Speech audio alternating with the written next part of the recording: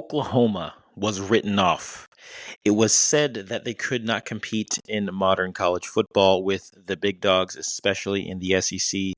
And after last season, it was said that the program could no longer win at the highest level. However, the Sooners beat Michigan this weekend, and not only did they beat Michigan, they made a statement. It was not just a win on the schedule. It was a program-defining victory, I think, for Brent Venables' tenure. Michigan has been the standard for college football the last couple of seasons. Tough, physical, disciplined. And Oklahoma went toe-to-toe with them and came out on top. This is the kind of win that flips the narrative. All of a sudden, Oklahoma isn't just rebuilding, they're competing. They're not trying to catch the big dogs. They are one of the big dogs. Suddenly, Brent Venables doesn't look like a coach on the hot seat. He looks like the guy who might be restoring the Sooners' identity. And for a fan base that's been waiting for that we're back moment since Lincoln Riley left, this feels like the real thing. Oklahoma isn't just winning games, they're winning respect. And in college football, that is everything. Welcome back to the Section 408 podcast. I am your host, and we're going to be talking about some of the big topics from week 2 of the college football season, starting with Oklahoma's big win over Michigan. You know, if you listen to my kind of preseason prediction for them, I said that I thought they were a top 10 team on paper, but their schedule was just really daunting. A lot of the narrative last season was Oklahoma was, losing ground in the SEC, should have stayed in the Big 12. I know this wasn't an SEC game, but it might as well have been in terms of the athletes that Michigan has and who they are as a program. And I was pleasantly surprised by how Oklahoma came out. If you're not familiar with me, I grew up as a Nebraska fan, and I still am a Nebraska fan. So in the Big 12, I always had a lot of respect for Oklahoma, respect for that rivalry. I wish they played more often. And I was really interested in this game, obviously, because it was a marquee game, but Oklahoma's always held kind of a special place in my heart. No, I'm not a fan, but, I kind of pull for them. So first thing, when you get these two blue bloods together, it's going to be sweet regardless. It doesn't really matter the circumstances. Michigan, Oklahoma is always an awesome matchup in the sport. And the one thing I've always liked is Oklahoma, when you watch it on TV, or I guess in person as well, when they have the kickoff, they shoot off the cannons, which is pretty cool. A small little touch I like. And I'm a little weird in that I like, when I'm watching a football game, I love listening to the home crowd when the team is on defense. It just, even though I think most people don't care about that, for me, it just makes it that much more fun to watch on television. And it seemed like the atmosphere was incredible on Saturday. But as far as the game goes, they were able to go toe-to-toe with Michigan in their trenches, which, if you're an older college football fan, you're like, yeah, Oklahoma, of course they're going to be a smash mouth kind of team in the trenches. But that hasn't always been the case in recent times with the Sooners. And that was a big concern for me. But they kind of dominated in the trenches. We knew OU's defensive line was going to be great going into the season. And it was weird because when I was watching, it seemed like they were able to penetrate a lot more. But I think if I remember correctly, they only got one sack. But it seemed like they were really able to dominate the game on their defensive line, which again is a great sign for the Sooners going forward. Their defense was flying around and hitting people, and I was like, what am I watching? This is an old school kind of game. There were big hits, and I mean, they were flying around, and that's what you want out of a defense. That is exactly what they were missing in the Lincoln Riley era, and they have that defense now. And yeah, there's going to be a question mark as far as like, okay, what is Michigan really? But even if they're not the same national championship caliber team, they're still a great program with athletes all over the field. Another huge thing was John Mateer in this game. He was 21 of 34, 270 yards passing, 1 touchdown, 1 interception. But he did rush for 74 yards and 2 touchdowns, and he carried the ball, I believe, 19 times. And this guy, I knew he was a good quarterback, but he seemed like the difference maker in this game. Like, who is this guy? And again, all of a sudden, when we look at how Oklahoma comes out, it's like, wow, they are a really good team. and they can handle a lot of these teams on the schedule that I was previously worried about if they play as well as they did. I'm getting a little bit ahead of myself because as far as Mateer goes, he wasn't perfect. He had some throws he probably wanted back. He should have had another interception, but they don't want him to probably run 19 times a game. But what he did was he made the plays to win the game for them, which is huge. Again, like this was a big matchup for Oklahoma, and I think they were favored, but I was nervous for them coming into this game because of Michigan. And now I'm looking at it like, okay, if you can beat Michigan, you can beat a lot of teams in the SEC. Like when we look at their schedule, assuming they play as well as they played today, right? Or this past weekend. If we just look at their schedule, it's like, okay, it is ridiculous, but they can beat virtually everyone. I'm just going to go over the notable games on their schedule, the SEC part of their schedule. Auburn at home. I like Oklahoma in that game. Texas, all of a sudden, doesn't seem like an automatic loss.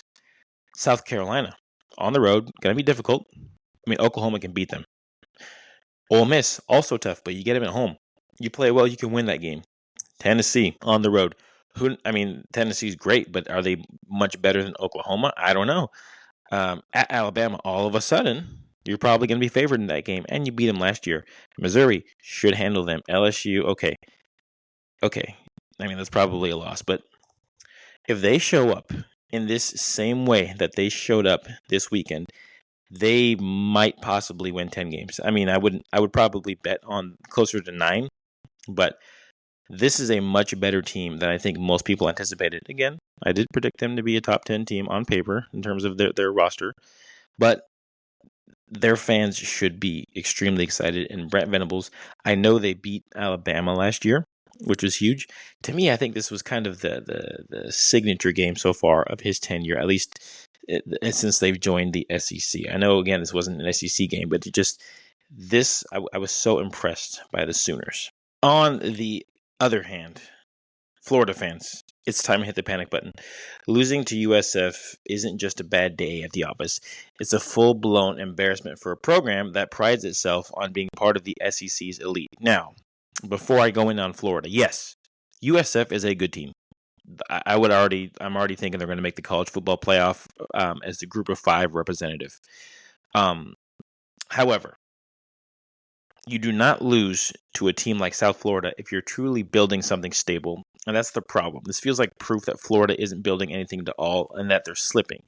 You know, I kind of bought into the hype last season after they picked it up in the second half of their season, finished 8-5, and like, okay, Lagway is going to continue to get better, and they have some momentum, or they had some momentum coming into this season, I thought. And, like I said, I bought into all that offseason. Apparently, it was propaganda because the offense was not consistent in this game. And the coaching staff looks overwhelmed. When you're in the SEC, you don't get the luxury of patience. The rest of the conference is reloading every single year, while the Gators are, it seems like, losing ground and searching for an identity. I mean, we can talk about it, but I really thought that Dan Mullen was the guy to at least keep them relevant within the conference. And of course, in this modern expanded playoff, I think they probably would have been right there. The truth is, this wasn't supposed to be a rebuilding season anymore. I'm not saying they should have made the playoff, especially with their schedule, but you cannot lose to this team. You cannot. Even if USF, maybe this is their best team ever, Florida still has the horses to beat them, and they should beat them by multiple scores. We're going to get to the game in a minute. This loss wasn't just one game. It is a warning sign. If the Gators cannot handle USF, what happens when they play Georgia or LSU or the rest of the conference? Florida football is supposed to be feared. Right now, it's just frustrating. And Gators fans, they're fed up with it, right? And one thing I love about college football is every season, there's a team that has expectations, that has history, that somehow just falls flat and they kind of embarrass themselves. Again, I'm a Nebraska fan. I've been victim of that many times. Last year, it was Florida State. This year, maybe it's Florida and Alabama. Alabama's happy that the Gators lost. But as far as this game goes, there were I think this was a program loss. Like, this wasn't, oh, their defensive line was just too good. Like, no, this was a top-to-bottom program loss. And this doesn't mean that, Florida's players are not trying. This doesn't mean that they're not good. Of course, they're great players, right? But I kind of put the blame on Billy Napier, like a lot of people are, because 11 penalties for 103 yards cannot happen. They had a guy spitting on another player. Cannot happen. And there were too many major mistakes for me to think this was a one-off. They had the botched punt that turned into a safety. They had the ball in the lead with 2 minutes left, and they were throwing the ball. Again, you got great players. I understand that. But as a head coach, what are you doing?